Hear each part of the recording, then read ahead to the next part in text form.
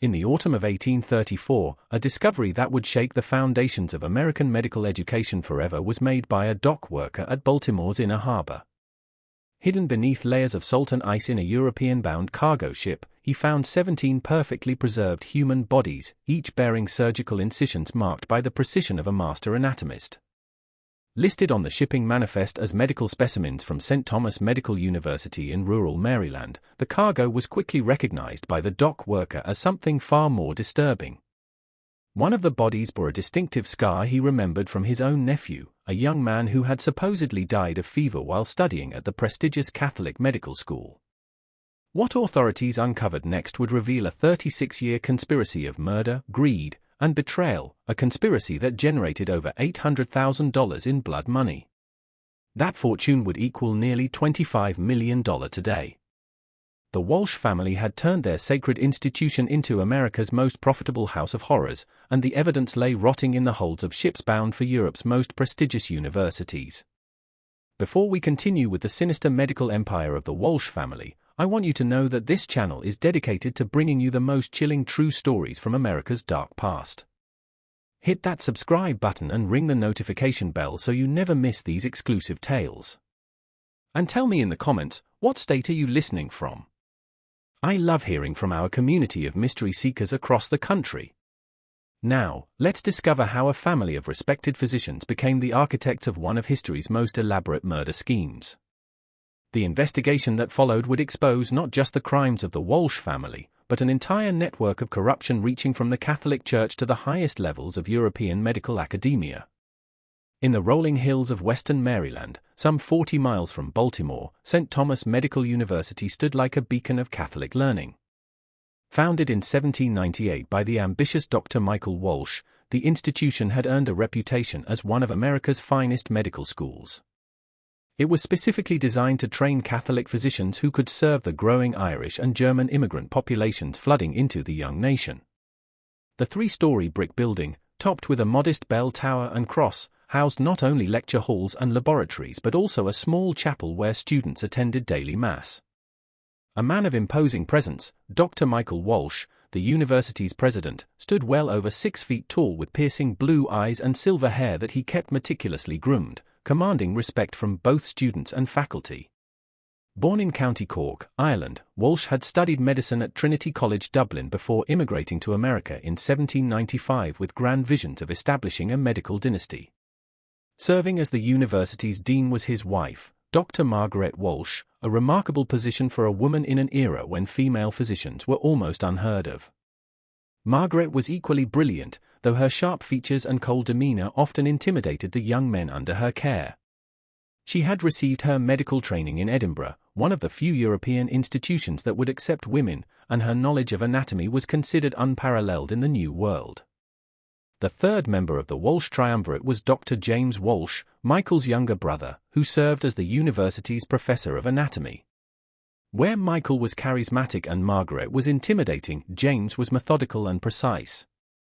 Legendary among students were his anatomy lectures, not just for their thoroughness, but for the remarkable quality of the specimens he used. While other medical schools struggled with poorly preserved cadavers or resorted to grave robbing, St. Thomas somehow always had access to fresh, perfectly preserved bodies for dissection. From across the eastern United States, the university attracted students, particularly young men from poor Irish and German Catholic families who saw medicine as their path to respectability and prosperity. Drawn by the school's reputation and its promise of a degree that would open doors throughout Catholic America, these students, many of whom had worked grueling jobs to save money for their education, found the appeal strong. The tuition was steep, nearly $200 per year when a laborer might earn only $300 annually. But a work-study program was offered by the Walsh family that allowed poorer students to assist in various university operations in exchange for reduced fees. What made St. Thomas particularly appealing was its emphasis on practical training. While other medical schools relied heavily on theoretical instruction, the Walsh family insisted that their students gain hands-on experience with human anatomy. The pride of the institution was the university's anatomy laboratory, featuring multiple dissection tables, the finest surgical instruments available, and what seemed like an endless supply of fresh cadavers. Throughout the medical community, students who graduated from St. Thomas were known for their exceptional surgical skills and intimate knowledge of human anatomy. The comings and goings of medical students and faculty had grown accustomed to the surrounding community of Emmitsburg. Local merchants prospered from the business the university brought, and many families took in students as boarders. Relationships with local Catholic parishes had been cultivated by the Walsh family, and Dr. Michael Walsh often delivered sermons as a guest speaker, emphasizing the sacred nature of medical practice and the importance of serving God through healing the sick. However, beneath this veneer of respectability and Catholic piety, something far more sinister was taking root. A price that no one in the surrounding community could have imagined was paid for the university's remarkable success in producing skilled physicians. The Walsh family had discovered that their strategic location, just far enough from major cities to avoid scrutiny but close enough to shipping routes to facilitate commerce, made them ideally positioned for an enterprise that would exploit the most vulnerable members of their academic community. The first signs that something was amiss at St. Thomas Medical University emerged in the spring of 1799, barely a year after the institution's founding. Patrick O'Brien, a 19-year-old from Boston whose family had scraped together every penny to send him to medical school, simply vanished during what should have been his final month of study. According to university records, Patrick had been struggling with his coursework and had volunteered for additional anatomy practice sessions with Dr. James Walsh to improve his grades before final examinations. From the start, the circumstances of Patrick's disappearance were peculiar. His roommate, Thomas Mackenzie, later recalled that Patrick had seemed unusually nervous in the days leading up to his disappearance, mentioning strange noises coming from the anatomy laboratory at night and expressing concerns about some of the special procedures that Dr. James Walsh had begun incorporating into his advanced courses. On the night of May 15, 1799, Patrick left his dormitory room at approximately 9 o'clock, telling Thomas he was going to the laboratory for a late-night study session. He never returned. When Thomas reported Patrick missing the following morning, Dr. Michael Walsh personally handled the inquiry. He explained that Patrick had indeed come to the laboratory but had become overwhelmed by the pressure of his studies and the graphic nature of the anatomical work.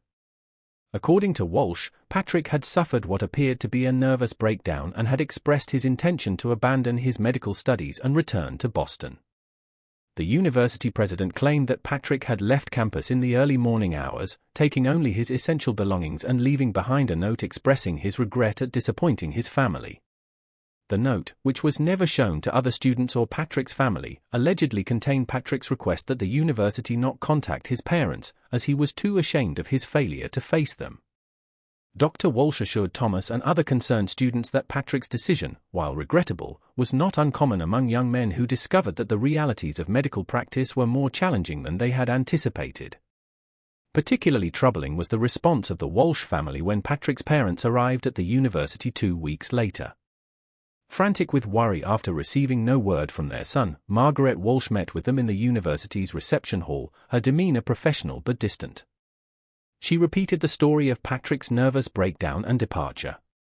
But when his mother asked to see his belongings or the note he had allegedly left, Margaret explained that Patrick had specifically requested that all his possessions be donated to charity and that his personal effects had already been distributed to needy students.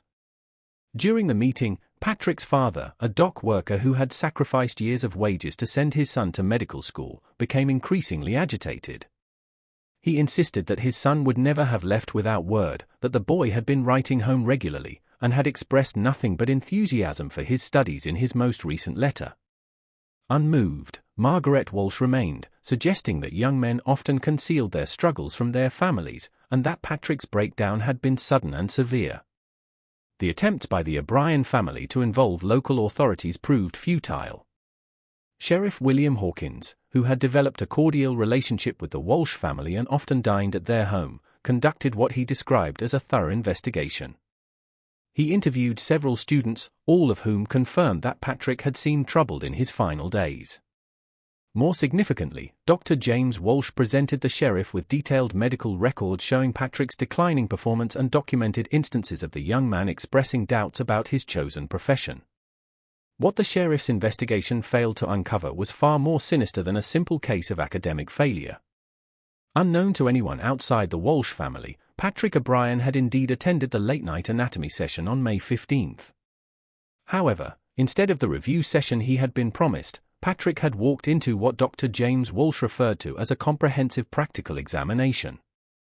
The young man had been led to a private laboratory in the university's basement, a room that appeared on no architectural plans and was accessible only through a concealed door behind a bookshelf in James Walsh's office. In this hidden chamber, Patrick had been subjected to what James Walsh described as advanced anatomical study, using techniques that the professor claimed were practiced in the finest European medical schools. The procedure involved the administration of a carefully calibrated dose of chloroform, a recently discovered anesthetic that James Walsh had obtained through his connections with European physicians. The chloroform was presented to Patrick as a necessary component of the advanced examination, designed to test his knowledge of anatomy while under the influence of medical gases, a technique that Walsh claimed would prepare him for the realities of surgical practice. What Patrick could not have known was that the dose of chloroform had been calculated not to sedate him for examination, but to kill him slowly and painlessly. James Walsh had spent months perfecting the technique, determining the precise amount needed to cause respiratory failure while leaving no obvious signs of violence. As Patrick lost consciousness, believing he was participating in a legitimate medical procedure, James Walsh began the meticulous process of preserving the young man's body using advanced embalming techniques he had learned during his studies in Edinburgh. A work of macabre artistry was the preservation process. Using a combination of arsenic, mercury, and alcohol-based solutions, James Walsh could maintain a corpse in pristine condition for months, making it virtually indistinguishable from a recently deceased individual. The process involved replacing the body's blood with preservative solutions, carefully injecting the chemicals into major arteries and veins while simultaneously draining the natural fluids. The result was a specimen that retained its natural color and flexibility, making it invaluable for anatomical study. Within days of Patrick's murder, his preserved body was carefully packed in a specially designed shipping container filled with salt and ice. Labeled as containing medical specimens, the container was transported to Baltimore's harbor, where it was loaded onto a ship bound for Edinburgh. The extraordinary sum of $500 for each perfectly preserved body had been agreed to by the University of Edinburgh, desperate for high-quality anatomical specimens to support their renowned medical program, more than twice the annual salary of most American workers. A pattern that would define the Walsh family's operation for the next 35 years was established by the success of this first murder. They had discovered that their position as educators gave them access to a steady supply of vulnerable young men, many of whom came from families too poor or too distant to investigate their disappearances thoroughly. More importantly, they had developed a system that allowed them to eliminate these students while maintaining plausible explanations for their absences. The beginning of what would become a carefully orchestrated campaign of murder that would claim the lives of 156 young men over the course of more than 3 decades was marked by the disappearance of Patrick O'Brien. However, far from a random series of killings was the Walsh family's operation. It was a methodical business enterprise that required careful planning, precise execution, and an intricate web of deception that extended far beyond the walls of St. Thomas Medical University. In the months following Patrick's disappearance, the Walsh family refined their selection process. They identified the characteristics that made students ideal victims, young men from distant locations whose families had limited resources to investigate their disappearances, students who were struggling academically and might believably abandon their studies, and particularly those who had few close friendships within the university community. A hunting ground for the Walsh family's predatory enterprise became the work-study program that had initially been designed to help poor students afford their education. With her position as dean, Dr. Margaret Walsh had access to detailed information about every student's background, financial situation, and family circumstances. She maintained meticulous records that included not only academic performance but also personal details about each student's family, their ability to pay tuition, and their social connections within the university. Students who met their criteria were gradually drawn into what the Walsh family called advanced study opportunities, special programs that promised additional training but actually served to isolate potential victims from their peers. Over the years, the basement laboratory where Patrick O'Brien had met his fate was expanded and improved. What was essentially a sophisticated killing chamber disguised as a medical facility had been created by James Walsh. The room contained multiple dissection tables, advanced surgical instruments, and an elaborate system for preserving bodies using techniques that were decades ahead of their time. Lined with medical texts and anatomical charts, the walls created the illusion of a legitimate educational facility while concealing the room's true purpose. Revolutionary for their time were the preservation techniques that James Walsh had developed. By combining traditional embalming methods with chemical innovations, he could maintain bodies in perfect condition for months or even years. The process involved multiple stages: first, the careful draining of blood and replacement with preservative solutions; second, the injection of specialized chemicals into organs and tissues; and finally, the application of external treatments that maintained the body's natural appearance and flexibility. The result was specimens that were superior to anything available to European medical schools at the time. The financial aspects of the operation were managed by Dr. Michael Walsh, who had established relationships with medical schools throughout Europe. Using his credentials and reputation, he had convinced institutions in Edinburgh, London, Paris, and Dublin that St. Thomas Medical University had access to an exceptional supply of fresh cadavers due to their location near several hospitals and their connections with local Catholic parishes. The European schools, desperate for high-quality anatomical specimens and trusting the word of a fellow Catholic physician, agreed to pay premium prices for the preserved bodies. Complex and requiring careful coordination was the shipping operation. Bodies were packed in specially designed containers that appeared to be standard medical supply shipments. Filled with salt, ice, and sawdust to maintain temperature and prevent decomposition during the lengthy ocean voyage, the containers were labeled with the names of legitimate medical institutions, and shipping documents identified the contents as anatomical specimens or medical research materials. Relationships with several shipping companies had been developed by the Walsh family, and their frequent shipments of medical supplies to Europe became a routine part of Baltimore's maritime commerce. To maintain their cover story, the Walsh family created elaborate documentation for each victim's disappearance. They maintained detailed records of academic performance, disciplinary issues, and personal problems that would support their explanations for why students had left the university. In some cases, they even forged letters from students to their families, explaining their decisions to abandon their studies and seek opportunities elsewhere. These letters, written in James Walsh's careful handwriting, often contained references to personal shame, financial difficulties, or a loss of faith in their chosen profession. Largely unaware of the true nature of the Walsh family's activities remained the local community. The university's reputation continued to grow, and graduates consistently demonstrated exceptional surgical skills and anatomical knowledge. Local merchants prospered from the business the university brought to the area, and the Walsh family were respected members of the community who contributed generously to local charities and church activities. Sheriff Hawkins, who had investigated several student disappearances over the years, had developed a trusting relationship with the Walsh family and rarely questioned their explanations for students who suddenly departed. A carefully planned schedule was followed for the selection of victims. The Walsh family typically identified between 4 and 6 students per year who met their criteria. Usually carried out during the winter months when shipping to Europe was less frequent, the murders allowed them to accumulate several preserved bodies before arranging transportation. The timing also coincided with the university's most intense academic periods when students might believably suffer breakdowns or decide to abandon their studies. By 1810, 12 years after Patrick O'Brien's murder, the Walsh family had killed 43 students and generated over $200,000 in revenue from their European customers. So successful had the operation become that they had begun to expand their facilities and consider increasing their output. However, success also brought new challenges, as the growing number of disappearances began to attract attention from sources beyond the local community. The first serious threat to the Walsh family's operation emerged in the spring of 1811 when Father Timothy O'Malley arrived at St. Thomas Medical University to investigate concerns raised by several Irish parishes in Boston and New York.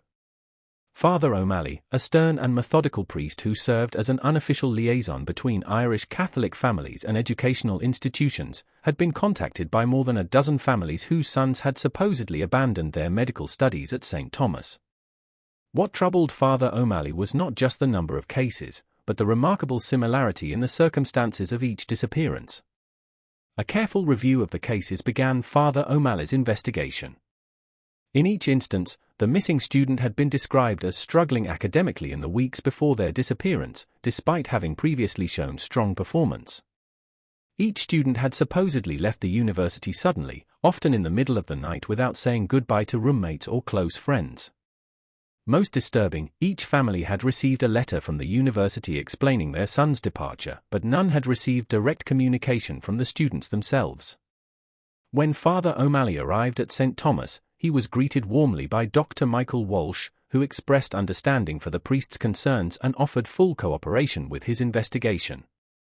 Dr. Walsh explained that the pressures of medical education were severe and that many young men from poor families found the academic demands overwhelming. He pointed out that the university's high standards, while producing exceptional physicians, also resulted in a higher rate of student departures than might be seen at less rigorous institutions. A troubling pattern was revealed by Father O'Malley's interviews with current students. Several young men mentioned hearing strange sounds from the basement areas of the university late at night, sounds that seemed to come from areas where students were not supposed to be.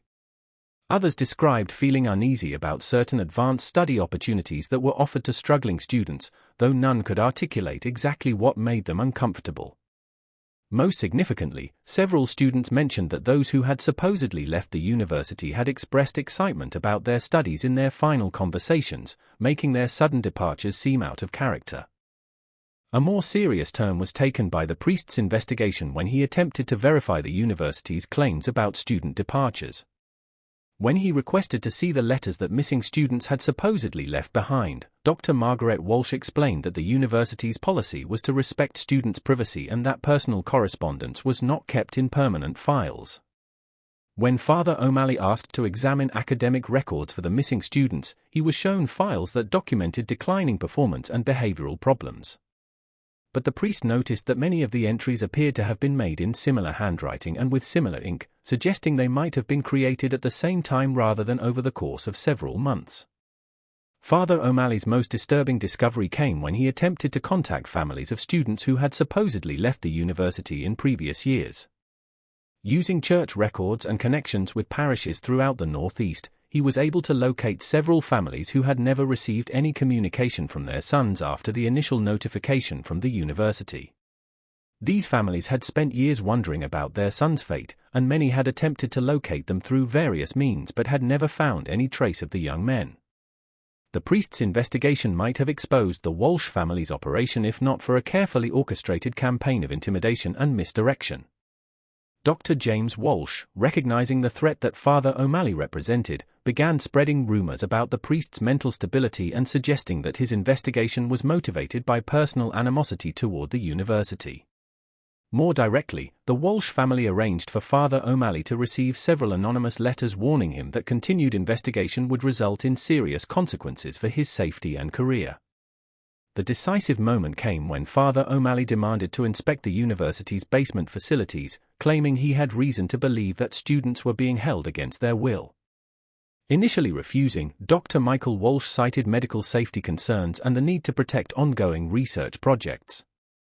However, when Father O'Malley threatened to involve civil authorities, Walsh agreed to a limited inspection of selected areas. Carefully choreographed was the inspection. Father O'Malley was shown several basement rooms that contained legitimate medical equipment and supplies, including a properly equipped anatomy laboratory with several cadavers that had been obtained through legal means. Dr. James Walsh provided detailed explanations of the university's anatomical curriculum and demonstrated various preservation techniques that he claimed were standard in European medical schools. What Father O'Malley was not shown was the concealed laboratory behind the bookshelf in James Walsh's office where the actual murders and preservation work took place. Without definitive proof of wrongdoing, Father O'Malley's investigation concluded, but the priest left St. Thomas with serious concerns about the university's operations. He submitted a report to Catholic authorities in Baltimore recommending closer oversight of the institution and suggesting that the high rate of student departures warranted further investigation. However, the Walsh family's reputation and their connections within the Catholic medical community ensured that Father O'Malley's concerns were not pursued with the vigor they deserved. Forced to make several significant changes to their methods was the Walsh family by the near exposure of their operation. They reduced the number of victims per year from an average of 6 to 4, spacing the disappearances more widely and creating more elaborate cover stories for each case. They also began selecting victims from more distant locations, making it even more difficult for families to investigate their sons' disappearances. Most importantly, they established a network of informants within the local community who would alert them to any future investigations or suspicious inquiries. The Walsh family also began to diversify their operation, establishing relationships with medical schools in other countries and exploring opportunities to expand their market for preserved bodies. By 1815, they were shipping specimens not only to Europe but also to medical institutions in South America and the Caribbean. The expanded market allowed them to increase their prices and become more selective about the quality of their specimens, focusing on younger, healthier victims who would produce superior preserved bodies. By 1820, the Walsh family's operation had evolved into a sophisticated criminal enterprise that generated enormous profits while maintaining a veneer of academic respectability. However, their success had also attracted the attention of competitors and created vulnerabilities that would eventually threaten their entire operation. The medical preservation techniques that had made them wealthy had also made them famous within European medical circles, and their reputation for producing exceptional anatomical specimens had begun to raise questions about their methods. Dr. Heinrich Zimmermann, a German physician who had purchased several specimens from St. Thomas Medical University, arrived in Baltimore in the autumn of 1820 to investigate the source of what he considered the finest preserved bodies he had ever encountered. Zimmermann, who taught anatomy at the University of Heidelberg, had been using specimens from St. Thomas for 2 years and had become curious about the techniques that produce such remarkable results. He had written to Dr. James Walsh requesting permission to observe the preservation process, ostensibly to learn methods that he could apply in his own work. A crisis for the Walsh family was created by the arrival of Dr. Zimmermann. They could not allow him to observe their actual preservation techniques, as this would expose the fact that they were working with freshly killed bodies rather than naturally deceased individuals. At the same time, they could not afford to alienate a customer who had paid them over $15,000 for specimens and had connections with medical schools throughout Europe. An elaborate deception that would satisfy Zimmermann's curiosity while concealing their true methods was decided upon by the Walsh family. A demonstration using a cadaver that had been obtained through legitimate means was prepared by Dr. James Walsh, the body of an elderly man who had died of natural causes and had been donated to the university by his family. The demonstration took place in a legitimate anatomy laboratory, and Walsh explained his preservation techniques using a combination of real methods and fictional innovations. He claimed that the exceptional quality of his specimens was due to the unique climate of Western Maryland and his access to recently deceased individuals through partnerships with local hospitals and Catholic parishes. Initially impressed by the demonstration was Dr. Zimmermann, but his trained eye quickly identified inconsistencies in Walsh's explanations. The preservation techniques that Walsh demonstrated could not possibly produce the results that Zimmermann had observed in the specimens he had purchased. The bodies he had received from St. Thomas showed none of the typical signs of decomposition that would be present in individuals who had died of natural causes, and the quality of preservation was far superior to anything that could be achieved using the methods Walsh was demonstrating.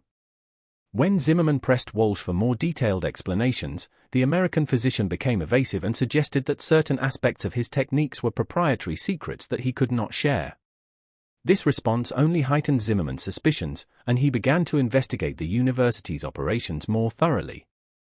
He interviewed students and examined facilities, looking for evidence of the advanced techniques that would be necessary to produce the remarkable specimens he had purchased. A disturbing discovery was made by Zimmermann's investigation. While examining the shipping records at Baltimore's harbor, he found documentation showing that St. Thomas Medical University had shipped over 200 preserved bodies to European institutions over the previous 20 years. This number seemed impossible for a small medical school, even one with connections to local hospitals and parishes. More troubling, the shipping records showed that the preserved bodies were being sent to institutions that had no record of ordering specimens from St. Thomas. The German physician's investigation might have exposed the Walsh family's operation if not for the intervention of Dr. Michael Walsh, who recognized the threat that Zimmermann represented and acted decisively to eliminate it. On the night of October 15, 1820, Dr. Zimmermann was invited to attend a special evening demonstration of advanced preservation techniques in the university's basement laboratory. He was told that Walsh had decided to share his most closely guarded secrets and that the demonstration would provide answers to all of his questions. Dr. Zimmermann arrived at the laboratory at 9 o'clock that evening, expecting to observe the advanced techniques that had produced the exceptional specimens he had purchased. Instead, he found himself facing the same fate that had befallen 156 medical students over the previous 22 years. The German physician was administered a carefully calculated dose of chloroform, ostensibly to demonstrate the use of anesthetics in anatomical study, but actually to kill him slowly and painlessly. A significant escalation in the Walsh family's criminal activities was marked by the murder of Dr. Zimmerman. Unlike the medical students who had been their previous victims, Zimmerman was a respected physician with connections throughout European medical communities. His disappearance would be investigated more thoroughly, and his failure to return to Germany would raise questions that could not be easily dismissed. To cover their tracks, the Walsh family created an elaborate story about Zimmerman's departure. They claimed that the German physician had been called back to Europe suddenly due to a family emergency and had left Baltimore on short notice. They produced forged documents showing that Zimmerman had booked passage on a ship bound for Hamburg, and they arranged for witnesses who would testify that they had seen the German physician at the harbor on the day of his supposed departure. Unique challenges were presented by the preservation of Dr. Zimmerman's body. Unlike the young medical students who had been their typical victims, Zimmerman was older and his body showed signs of the diseases and injuries that came with age. James Walsh had to use more advanced techniques to restore the body to a condition that would be acceptable to European buyers. The process took several weeks and required the use of experimental chemicals that Walsh had been developing to improve the quality of his specimens. The preserved body of the German physician was eventually shipped to the University of Edinburgh, where it was received as part of a routine order for anatomical specimens. The irony was not lost on James Walsh. Dr. Zimmerman's body would be dissected by the same medical students who had been studying the bodies of his previous victims. The preserved corpse was of such exceptional quality that it was used for advanced surgical demonstrations and was praised by Edinburgh's faculty as one of the finest specimens they had ever received. Convinced the Walsh family that they could eliminate any threat to their operation regardless of the victim's status or connections did the success of the Zimmerman murder. This confidence would prove to be their undoing, as it led them to take increasingly dangerous risks and to underestimate the determination of those who sought to expose their crimes. Just when we thought we'd seen it all, the horror in St. Thomas intensifies. If this story is giving you chills, share this video with a friend who loves dark mysteries. Hit that like button to support our content, and don't forget to subscribe to never miss stories like this. Let's discover together what happens next in this tale of medical murder and greed. The beginning of the end for the Walsh family's murderous enterprise came from an unexpected source, one of their own victims. In the spring of 1834, Thomas Mackenzie, Patrick O'Brien's former roommate and one of the few people who had questioned his friend's mysterious disappearance 35 years earlier, had become a successful physician in Philadelphia. Mackenzie had never forgotten the strange circumstances of Patrick's departure from St. Thomas, and over the years, he had quietly investigated the fates of other students who had supposedly left the university under similar circumstances. A disturbing pattern was revealed by Mackenzie's investigation. Through his connections with Catholic parishes throughout the Northeast, he had identified over 40 families whose sons had supposedly abandoned their medical studies at St. Thomas but had never been heard from again. These families had spent decades wondering about their sons' fates, and many had attempted to locate them through various means but had never found any trace of the young men. The breakthrough in Mackenzie's investigation came when he encountered Dr. Wilhelm Schneider, a German physician who had studied at the University of Edinburgh and had become curious about the exceptional quality of anatomical specimens that the Scottish institution had been receiving from an American medical school. Schneider had examined dozens of preserved bodies that had been shipped from St. Thomas Medical University, and he had noticed several disturbing patterns. The first pattern was the remarkable consistency in the quality of preservation. Every specimen from St. Thomas showed the same exceptional level of preservation with no signs of decomposition or damage that would typically be present in naturally deceased individuals. The preservation techniques used were clearly superior to anything available in Europe at the time, suggesting access to methods that were not widely known or practiced. The second pattern was the demographic consistency of the specimens. Nearly all of the bodies were young men between the ages of 18 and 25. All appeared to have been in excellent health at the time of death, and none showed signs of the diseases or injuries that would typically cause death in young adults. This was statistically impossible if the specimens were from naturally deceased individuals, as young men of that age would normally die from accidents, violence, or acute diseases that would leave visible marks on their bodies. The third and most disturbing pattern was the apparent cause of death. Schneider's careful examinations had revealed that many of the specimens showed signs of respiratory failure without any underlying disease or injury that would explain such a death. The lungs and respiratory systems appeared normal, but the pattern of cellular damage suggested that the individuals had died from asphyxiation or respiratory depression, possibly caused by chemical substances. When Schneider shared his findings with Mackenzie, the American physician realized that he had discovered evidence of a systematic program of murder. The two men began a comprehensive investigation that would ultimately expose the Walsh family's crimes and bring their 36-year reign of terror to an end. Focused on the shipping records from Baltimore's harbor was Mackenzie and Schneider's investigation, which showed that St. Thomas Medical University had shipped over 400 preserved bodies to European institutions between 1798 and 1834. This number was impossible for a legitimate medical school, even one with connections to hospitals and local parishes. More significantly, the shipping records showed that the preserved bodies were being sent to institutions throughout Europe, creating a distribution network that was far too extensive for a small American medical school. The two physicians decided to confront the Walsh family directly. In July 1834, Mackenzie and Schneider arrived at St. Thomas Medical University, claiming to be investigating advanced preservation techniques on behalf of European medical institutions.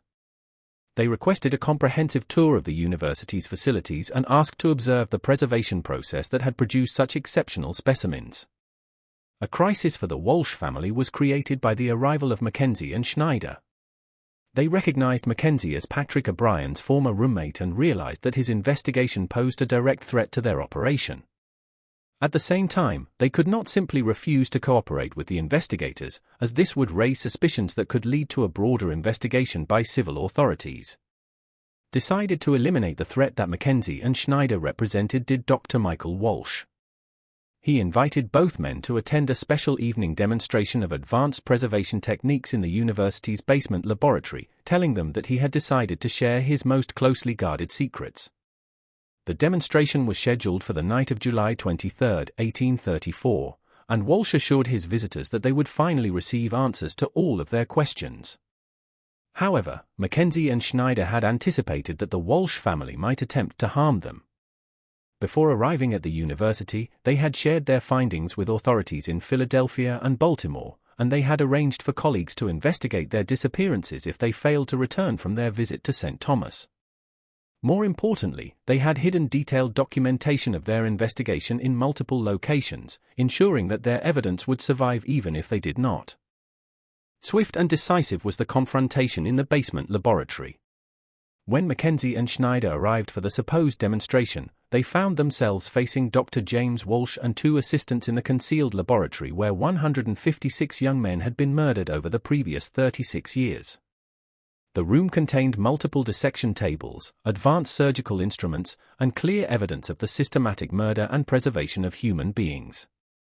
Attempted to administer chloroform to both investigators using the same technique that had killed Patrick O'Brien and dozens of other victims did Dr. James Walsh.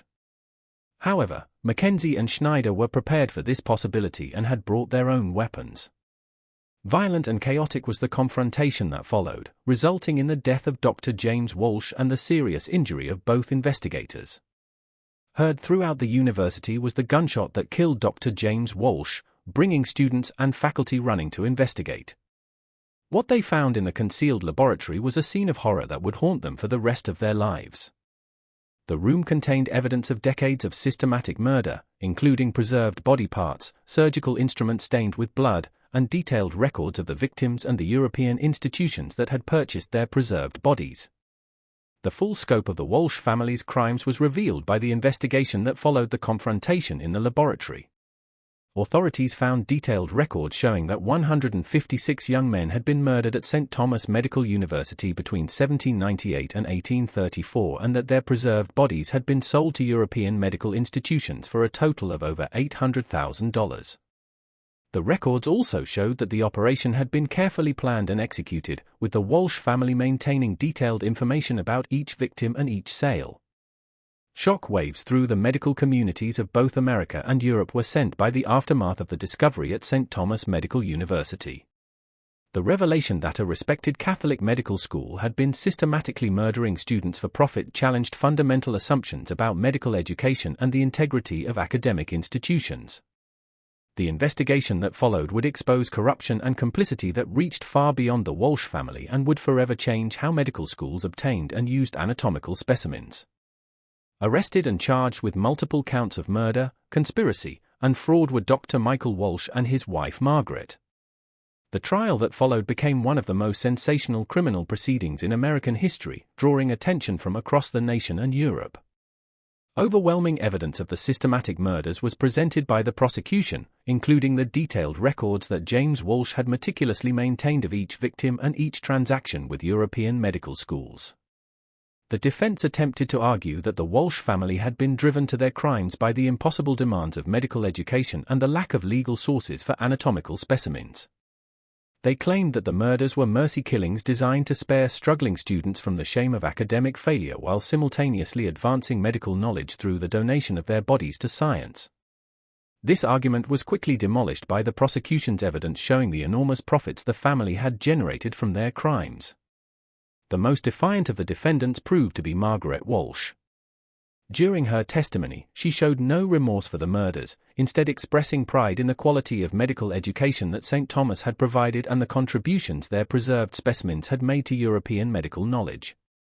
She claimed that the young men who had died had achieved a form of immortality through their service to medical science and that their deaths had ultimately saved more lives than they had taken by advancing surgical techniques and anatomical understanding. Disturbing details about the selection and murder of victims were revealed by the trial. The prosecution presented evidence showing that the Walsh family had specifically targeted students from poor families who would be unable to investigate their sons' disappearances. They had maintained detailed psychological profiles of potential victims, identifying young men who were socially isolated or struggling with homesickness, making them easier to manipulate and less likely to be missed by their peers. A picture of a university where fear and suspicion had become commonplace was painted by the testimony of surviving students. Many students described feeling uneasy about certain faculty members and avoiding situations where they might be alone with university officials. Several testified that they had heard disturbing sounds from basement areas of the university but had been too frightened to investigate.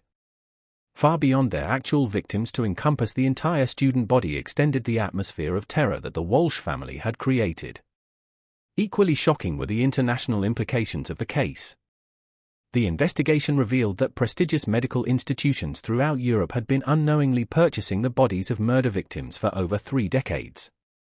The University of Edinburgh, the University of Paris, the Royal College of Surgeons in London, and dozens of other institutions were forced to confront the fact that their anatomical collections contained the preserved bodies of young Americans who had been killed specifically for their medical value. Swift and decisive was the European response. Medical schools throughout the continent implemented new policies requiring detailed documentation of the sources of anatomical specimens. Many institutions conducted comprehensive reviews of their collections, attempting to identify specimens that might have come from St. Thomas Medical University. Memorial services for the unknown victims whose bodies had been used for medical education without their consent were held by several schools.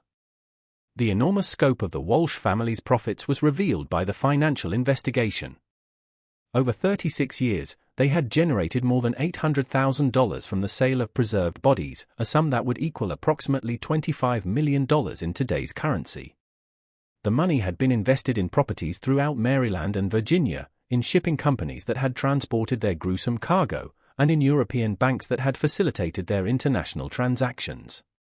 The trial concluded in November 1834 with the conviction of both Michael and Margaret Walsh on all charges. They were sentenced to death by hanging, making them among the first Americans to be executed for crimes related to medical education. The sentences were carried out on December 15, 1834, before a crowd of over 3,000 spectators who had gathered to witness the end of America's most notorious medical murder case. A central focus of public attention following the convictions became the fate of the victims' families.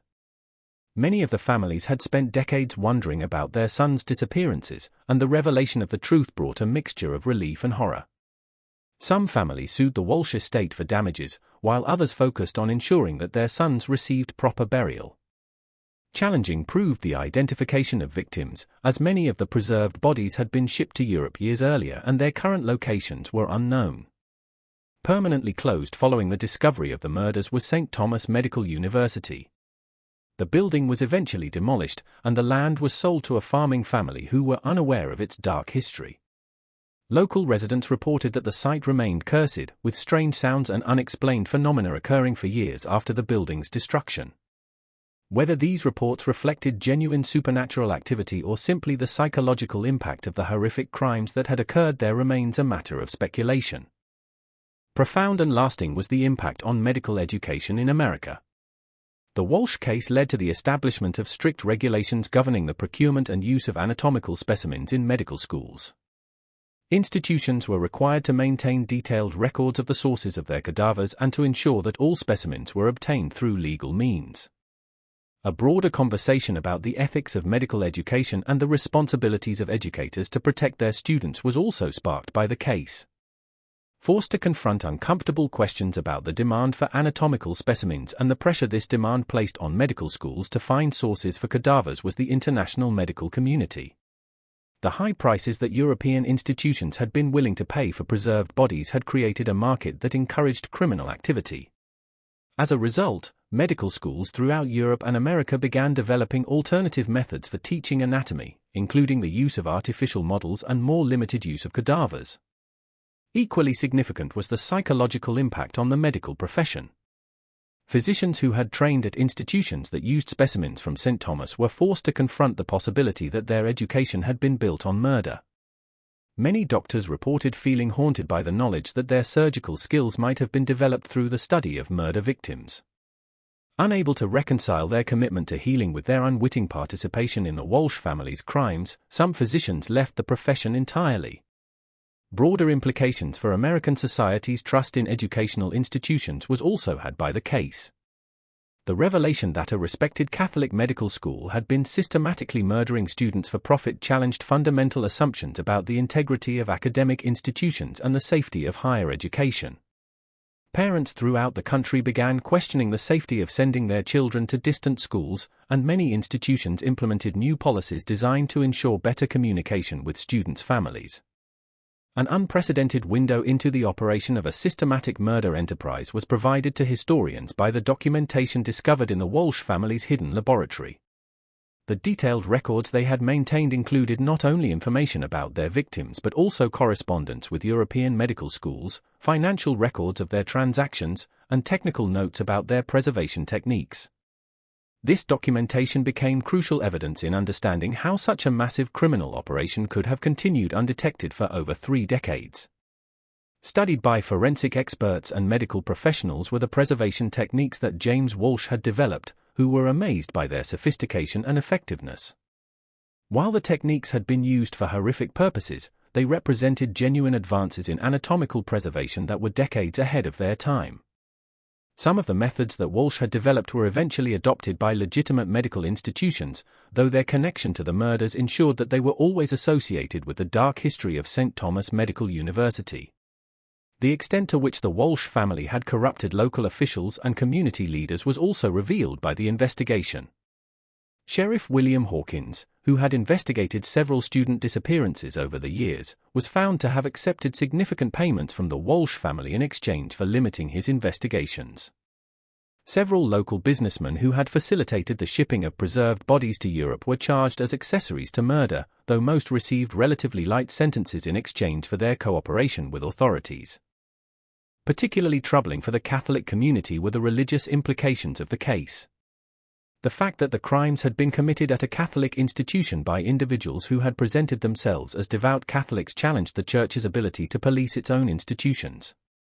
New oversight procedures for Catholic educational institutions were implemented by the Catholic hierarchy in America, and more frequent inspections of facilities and financial records were required. Their own reckonings faced the European medical schools that had purchased specimens from St. Thomas. Many institutions conducted comprehensive investigations of their specimen acquisition practices and implemented new policies to ensure that they were not unknowingly purchasing the bodies of murder victims. Significant were the financial losses, as institutions had paid premium prices for specimens that turned out to be the products of criminal activity.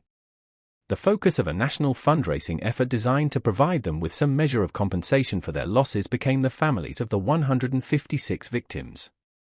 While no amount of money could restore their sons or ease their decades of uncertainty, the funds helped many families pay for memorial services and provided some financial support to those who had been impoverished by their attempts to investigate their sons' disappearances. Important legal precedents for the prosecution of crimes related to medical education and the international trafficking of human remains were established by the case. Among the first in American history to address the systematic murder of individuals for commercial purposes were the Walsh convictions, and the international scope of the case led to new treaties governing the trade in anatomical specimens between countries. This mystery shows us the devastating consequences of unchecked ambition and the corruption of institutions meant to protect and educate. The Walsh family's crimes remind us that evil can flourish even in the most respected institutions when greed overcomes humanity and when oversight fails. What do you think of this story? Do you believe everything was revealed, or might there be other medical schools with similar dark secrets? Leave your comment below.